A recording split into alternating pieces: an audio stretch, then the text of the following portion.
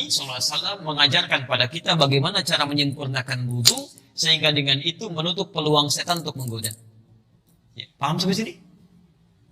Halo? Paham? Sedikit agak rumit ya, tapi insya Allah kita coba pelan-pelan praktekkan. Baik, kita mulai sebentar. Suara saya terdengar nggak kalau begini? Ya, saya maju sedikit ya, insya Allah. Karena saya akan lepas mic, bukan nggak ada mic. Saya mau lepas mic supaya saya bisa praktekkan lebih mudah. Baik, tahan aja nggak apa-apa, nggak usah. Antum lihat aja, nggak apa-apa. Sekarang perhatikan ya, perhatikan fokus sebentar. Pertama, ada setan yang menggoda orang wudu. Namanya siapa? Walhan. Tugas pertama dia berikan was-was. Cara menepikan was-wasnya, kita berlindung kepada Allah. Ya, mohon kepada Allah supaya minta dilindungi. Ucapan apa? Bismillah. Hadisnya ada. Jadi ketika Anda sedang mau berwudu, mengucapkan Bismillah, Anda seraya bermohon perlindungan kepada Allah. Bukan cuma mengucapkan di lisan. Jadi begitu katakan Bismillah, minta ya Allah lindungi gitu kan? Minta perlindungan pada Allah Subhanahu wa taala. Kalimat itu yang akan meneguhkan hati, membuat setan kesulitan memberikan was-was. Tapi bukan berarti dia berhenti menggoda, dia akan teruskan dengan membuat wudu kita bisa tergesa-gesa. Maka caranya, kata Quran, kalimatnya, mulai sempurnakan wudunya. Bagaimana cara menyempurnakannya? Kita mulai dengan hadis riwayat Al-Bukhari nomor hadis 159. Ya, kita turunkan hadisnya. Ditemukan juga nanti di hadis Muslim seperti yang telah Anda tuliskan. Nah, lihat kalimatnya. Hadisnya dari Hamran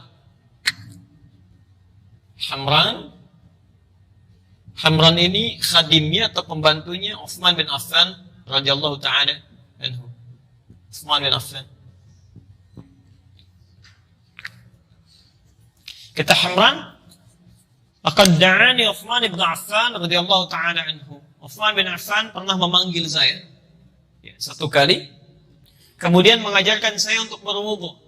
Ya, fa amarani an atawadda, maka memerintahkan saya untuk berwudu. Utsman mengajari dulu. Lihat bagaimana cara Utsman mengajari kepada beliau. Yang pertama, lihat kalimatnya. Saya mulai dari sunnahnya dulu ya. Baik. Perhatikan. Pertama dengan menyampaikan hadis Nabi tadi, yaitu mulai dengan mengucapkan kalimat Bismillah. Dan mohon izin ya, ketika Anda ucapkan Bismillah, tolong jangan cuma di lisan. Rasakan Allah melihat Anda. Mengawasi. Sehingga kita ingin tampilkan wudu dan berlindung kepada Allah dari godaan setan. Baik, mulai dengan bisa membersihkan tangan dulu, telapak ini, dengan menyela-nyela begini ya. Jadi bukan cuma begini. Pakai sabun tapi ini nggak disela, itu tidak diinginkan. Ya, jadi Anda siapkan airnya, bisa dengan menggunakan keran tapi tidak berlebihan, ingat. Ya, jangan sampai air mengalir terlalu berlebihan, dan itu tidak diinginkan. Baik, bahkan Utsman bin Affan wudunya nggak pakai keran. Ya. Beliau wudunya menggunakan bejana. Jadi kalau seperti ini misal, ya, saya ambil ini aja lah. Ini gayung misalnya kan. Bukan gayung yang ditumpahkan. Jadi begini tidak. Tapi airnya diambil. Perhatikan. Bukan dicelupkan ke dalam. Tapi ini ya diambil begini. Baru kemudian setelah begini. Paham? Baik ya. Jadi ingat bagaimana efisiensi penggunaan air di sini. Bukan dicelupkan ke dalam begini. Ya, tidak juga ditumpahkan seperti ini. Ya, nanti Anda akan temukan orang yang basuh muka, gayungnya ke sini gitu kan. Basuh tangan, gayungnya ke sini. Akan ditemukan seperti itu. Ya. Ini menyalahi ketentuan hadis. Lihat, ambil begini. Mulai sela-sela begini. Paham? Satu, sebentar. Kalau ini sudah selesai, taib, sudah dianggap baik, 2-3 kali, kadang-kadang Nabi 2 kali, kadang-kadang 3 kali. Tapi tidak berlebihan. Lebih daripada 3 kata Nabi, faqad asa Abul Qasim. Dia telah bermaksiat menyalahi ketentuan Nabi. Baik, setelah itu, mulai dengan niat tamadmud. Berkumur-kumur. Dalam bahasa Arab, kalimat tamadmud itu bukan sekedar memasukkan air ke mulut. Tapi juga mengeluarkan kotoran yang di mulut. Jadi begitu Anda masukkan misalnya air ke mulut, ya, bahasa Utsman bin Affan radhiyallahu ta'ala anhu, sahabat Utsman, Anda ambil airnya ke mulut, kemudian mulai hirup sedikit, istinsyak ke hidung. Jelas? Lalu Anda kumur-kumurkan itu. sambil mengeluarkan kotoran di mulut. Ya. Bahkan kadang-kadang Nabi meminta untuk sebagian menyikat ininya, menyikat giginya. Ya, ada yang menggunakan siwak, ada yang menggunakan sebagian dari tangannya seperti ini. Ya, agar sebagian kotoran yang ada di giginya bisa keluar. Seperti demikian. Paham sampai sini? Baik. Sebagian dihisap ke hidung, tidak perlu berlebihan, yang penting kotoran bisa terserap dan bisa keluar. Ya, Anda bisa kuatkan, namanya istinthar. Istinthar itu menguatkan, mengeluarkan dengan kuat, menyebarkan.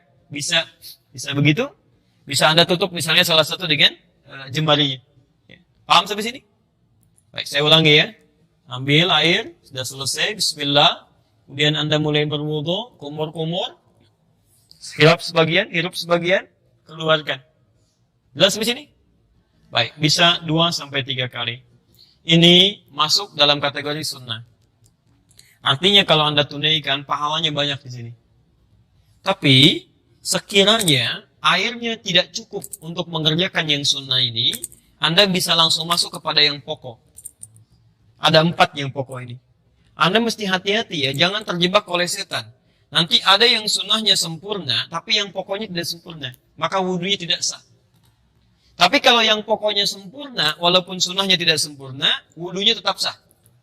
Misal, kumur-kumur sempurna, ini sempurna. Tapi basuh wajah sebagian tidak tersapu, maka wudhunya batal. Tapi kalau Anda misalnya, tangan tidak tersapu sebagian, yang sunnah begini, sebagian tidak tersapu. Kemudian Anda berwudu kumur-kumur misalnya, tidak istinsyar. Ya, tapi Anda wudunya sempurna pada yang pokok. Ya, nanti 4 kita jelaskan. Itu sempurna semuanya, maka wudunya dianggap sah. Walaupun sunnahnya tidak sempurna, tapi wudunya dianggap sah. Anda sholatnya sah. Ya. Paham sampai sini? Baik. Saya teruskan dulu sebentar. Saya mau agak pelan-pelan ya, supaya dipahami betul. Dan jangan tinggalkan masjid ini kecuali kita paham apa yang kita bahas. Sepakat sampai sini? Baik, saya mulai. Bismillah. Perhatikan, ada 4 yang pokok. Berdasar keterangan Al-Quran, di Quran surah ke-5 ayat yang ke-6. Pertama wajah. Saya ulang, pertama wajah. Nanti setelah itu kita praktekkan. Pertama wajah. Kedua, tangan sampai siku. Tangan sampai siku. Ketiga, kepala. Dan yang keempat, kaki sampai kedua mata kaki. Kaki sampai kedua mata kaki. Wajah, tangan sampai siku, kepala, dan kaki sampai kedua mata kaki. Jelas? Baik, berarti itu 4 yang pokok ya. Selebihnya sunnah. Ya, selebihnya adalah sunnah. Jadi kalau teman-teman di jalan misalnya menemukan air yang sangat terbatas tapi cukup bagi yang 4 ini, jangan dulu tayamum. 4 ini dahulukan. Nah, sekarang perhatikan bagaimana cara kita membasuhnya. Bismillah. Baik.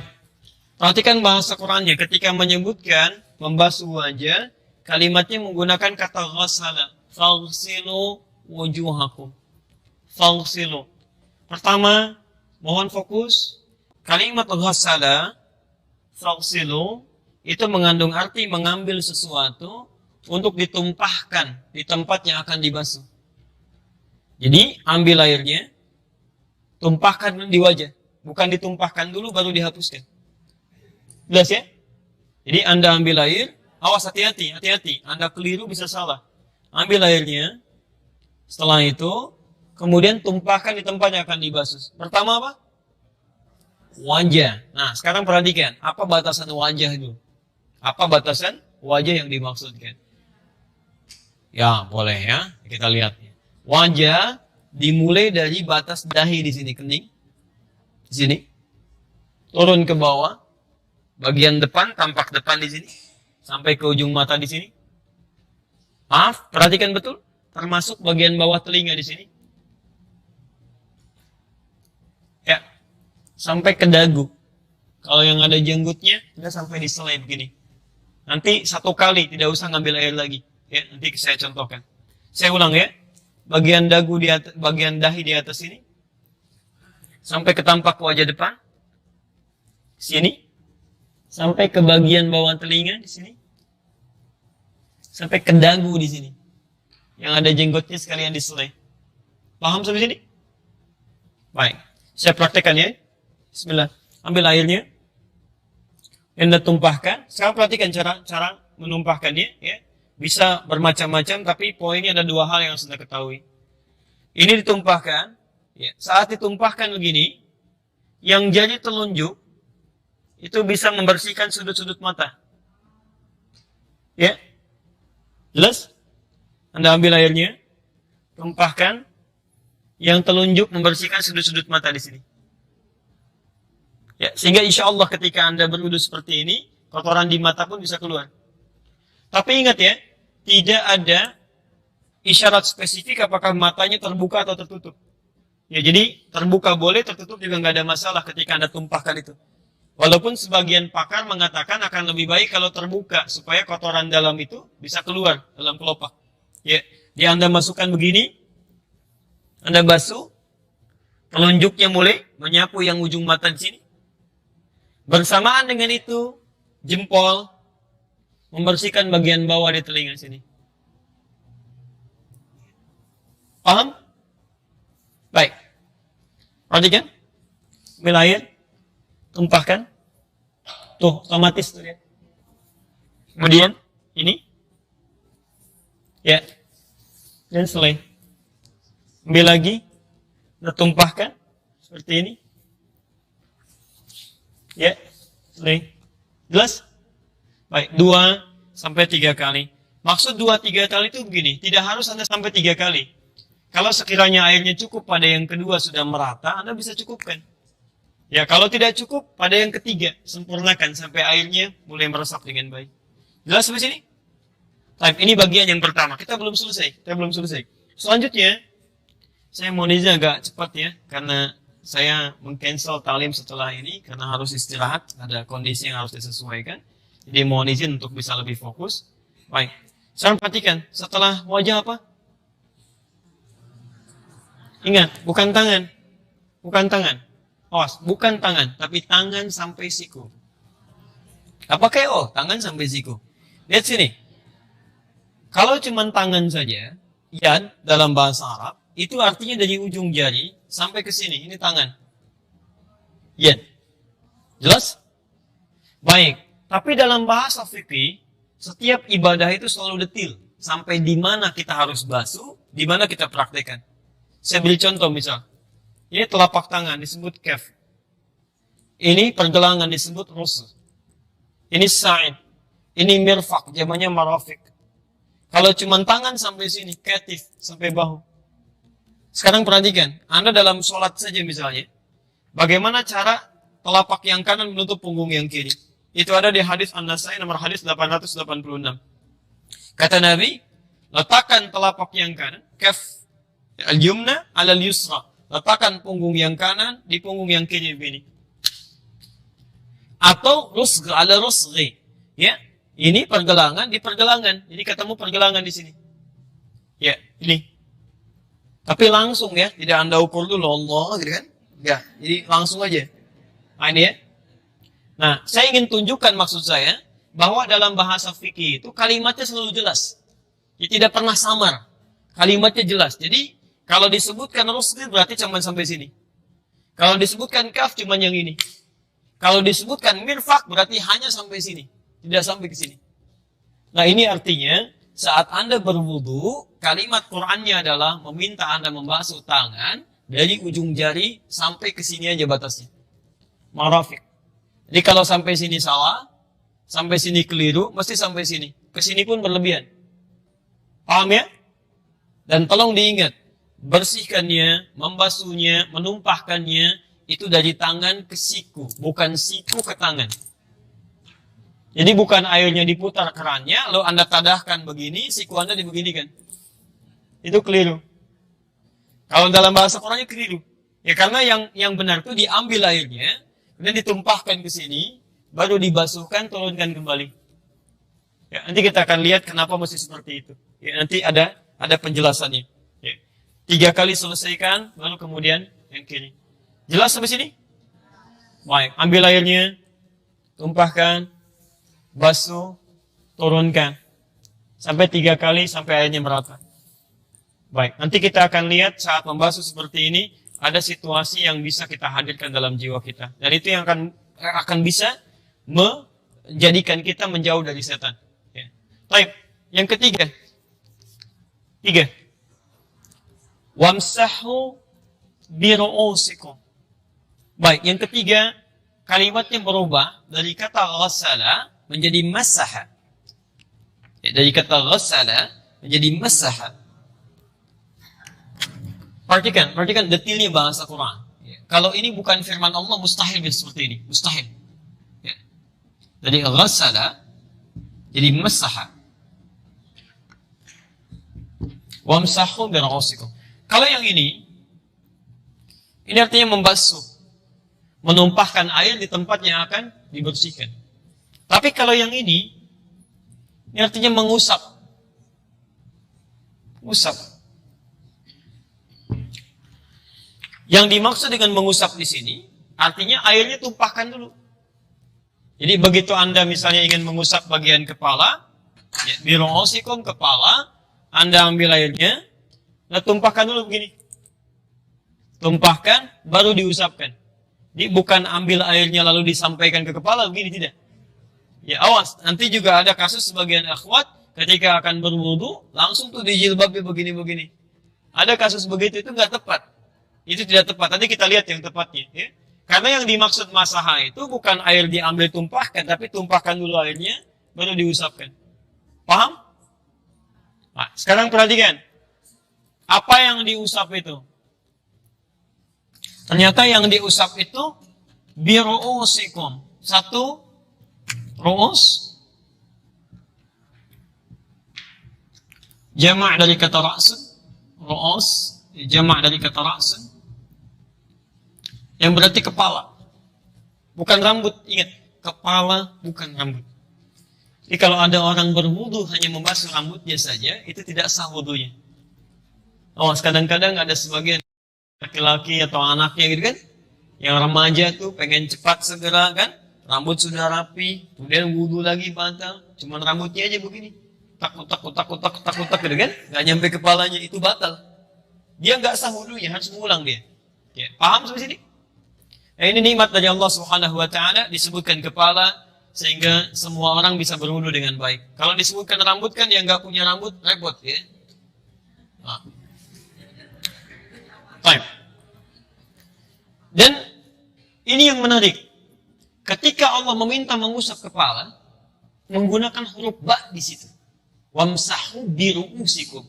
Padahal Allah bisa mengatakan begini, wamsahu ru'usakum. Tapi pakai ba di sini. Biru'usikum. Ya, kalau kalimatnya hanya sekedar mengatakan wamsahu ru'usakum tidak menggunakan ba, maka semua kepala wajib dibasuh dari depan sampai belakang. Habis. Tapi ketika menggunakan ba dari 14 fungsi tadi, ya, di sini terdapat 3 fungsi utama. Ba dalam huruf ini. Ya. Jadi ada orang kita, orang Indonesia yang kuliah di Al-Azhar, alhamdulillah dapat gelar doktor S3 hanya membahas huruf ba ini aja. Ba di ayat ini dibahas dapat doktor tuh. Ya, teman-teman yang belum silahkan, masih ada huruf ta, huruf da, huruf jim, huruf sampai ya. Masya Allah, luar biasa. Ya. Di bahasa Arab itu, saya di jurusan bahasa Arab itu luar biasa. Bukan cuman kalimatnya, hurufnya, harokatnya ada maknanya. Ya, makanya Masya Allah Quran turun dengan bahasa Arab itu banyak hikmah di situ. Ya, banyak hikmah. Nah, sekarang ba yang pertama itu bermakna istighraq namanya. Ba al-istighraq, yaitu ba yang menunjuk kepada makna holistik luas, tanpa batas. Ya, al-istighraq namanya. Ba yang menunjuk pada makna yang luas tanpa batas, al-istighraq. Ya. Artinya, pada yang pertama ini, Anda diperkenankan untuk membasuh kepala, mengusap kepala, setelah airnya ditumpahkan, misal, Anda ambil airnya, Anda tumpahkan begini, dan Anda usap dari depan sampai belakang. Seluruhan kepala. Jelas? Nanti setelah itu, kalau hadis dari riwayat Utsman bin Affan radhiyallahu ta'ala anhu, sambil telinganya kemudian sekaligus ya dibersihkan. Jadi tidak mengambil air lagi. Kalau hadis riwayat Utsman bin Affan radhiyallahu taala anhu, Anda ambil begini, tumpahkan, bersihkan kepala sampai ke sini, kemudian baru ke telinga di sini. Ya. Baik. Jadi lihat membersihkan telinga ya, yang telunjuk ini bagian di dalam di sini. Yang jempol bagian belakang sini. Jadi begitu Anda usap sini, kembalikan ke sini, kemudian ke telinga di sini. Ya. Jelas di sini? Paham ya? Baik. Ada hadis yang kedua yang menunjukkan Anda boleh membasuh ya atau mengusap bagian kepala kemudian mengambil air lagi untuk basuh telinga. Itu ada hadisnya.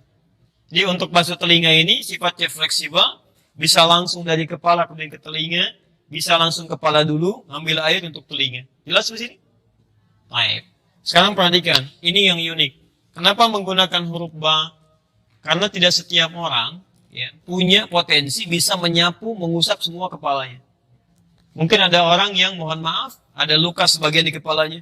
Ada ikhwan yang kena luka misalnya kan, nggak bisa diusap semua. Bagaimana caranya? Maka fungsi ba di sini adalah fungsi yang kedua.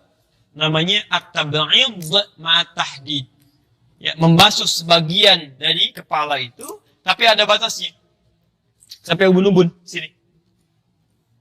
Jadi kalau Anda sedang ada persoalan, kemudian tidak membasuh, tidak bisa mengusap secara keseluruhan, Anda boleh mengusap sebagian dari kepala, batasnya di ubun-ubun di sini. Ya. Dan Masya Allah, ini juga bagian dari kemudahan untuk akhwat sedikit. Ada yang sedang berkerudung, berhijab, tidak bisa misalnya membuka di tengah-tengah kebanyakan orang, misal sebagian tertentunya, ini boleh, Anda tidak usah lepas jilbabnya. Ya, Anda ambil airnya, tumpahkan, misalnya di sini aja, sah wudunya. Ya, sah, itu sah wudunya. Ingat, awas ya, nggak enak itu karena belum terbiasa, karena belum tahu ilmu, membiasakan sesuatu yang keliru, belum membiasakan sesuatu yang benar. Jadi nggak usah dicopot, apalagi misalnya ada yang ngambil air, dibasah-basahin di sini, gitu ya. Nah itu nggak tepat ya. Islam itu memudahkan, tidak menyulitkan. Baik. Bahkan yang ketiga, ba di sini berfungsi at-tab'id min duni tahdid. Tab'id sebagian dan tidak dibatasi. Jadi kalaupun di sini ada masalah misalnya, yang penting Anda basuh sebagian kepala sudah sah wudunya. Anda ambil, misal di sini ya susah, basuh yang ini, basuh yang ini, basuh yang belakang. Sepanjang masuk dalam bagian kepala di sini itu sudah sah wudunya. Di sini Nabi ajarkan pada sahabat, sahabat ajarkan pada tabi'in, tabi'in sampaikan pada ulama. Semua sepakat, sahabat sepakat, tabi'in sepakat, ulama sepakat. Tidak ada perbedaan pendapat di sini. Sepakat sampai sini? Harus sepakat. Sahabat aja sepakat, tabi'in sepakat, ulama sepakat. Anda bukan sahabat, bukan tabi'in, bukan ulama, nggak sepakat. Aneh Anda. Masih begitu saya pulang gitu kan? Wah, jelas sampai sini? Alhamdulillah. Yang terakhir pelan-pelan ya. Kaki sampai 2 mata kaki. Perhatikan cara membersihkannya. Ini kerjaan setan sering di sini. Ya, kerjaan setan membuat buru-buru sering di sini. Dan tidak sedikit yang diancam oleh Nabi sampai keluar ancaman Nabi. Kalau kamu masih begitu, bisa disiksa di neraka. Ya, tidak sedikit kalau dalam bahasa hadis yang lebih umum, ya ada kebanyakan orang disiksa di neraka persoalan kotoran di jempol kakinya. Ya, ada persoalan di wudhunya. Dia nganggap ringan. Ya, nganggap ringan. Masalahnya kan kalau wudhunya nggak sempurna, sholatnya nggak benar kan? Ya, jadi turunannya banyak. Sholatnya nggak benar, doanya nggak diterima, macam-macamnya, kesalahan banyak, amal soleh nggak ada. Kan jadi masalah kan? Baik, maka dari itu, silakan perhatikan. Pertama, untuk membasuh kaki ini, kalau bisa Anda bagi pada 3 bagian. Pertama, perhatikan sebentar ya. Saya angkat sedikit sebentar. Jadi mulai yang pertama, Anda gunakan untuk menyelai-nyelai dulu sini. Ini contoh Nabi ya. Jelas ya? Sela-sela ini. Dan menggunakan yang kelingking ya. Sunnahnya gunakan kelingking. Ustaz, kenapa nggak pakai jempol? Kegedean. Ya. Halo. Cukup kelingking aja. Ya. Ini maksudnya yang sewajarnya di sini ya. Anda ambil air, masukkan sini. Lihat. Bersihkan termasuk yang sela-sela di jempol ini. Kotoran-kotoran ini. Mau ketemu Allah masa kotor? Antum masuk ke ruangan aja, sepatu dibersihkan. Anda kalau ke Auckland, ke New Zealand itu, sepatu kotor nggak bisa masuk, Pak. Langsung bunyi, dikejar anjing lagi. Betul, langsung bunyi. Ada langsung sebelum Anda turun di video di pesawat itu sudah ditampilkan. Makanan, macam-macam buah-buahan nggak boleh kecuali yang ada di situ aja. Kecuali Anda declare. Apalagi sepatu kotor nggak bisa masuk.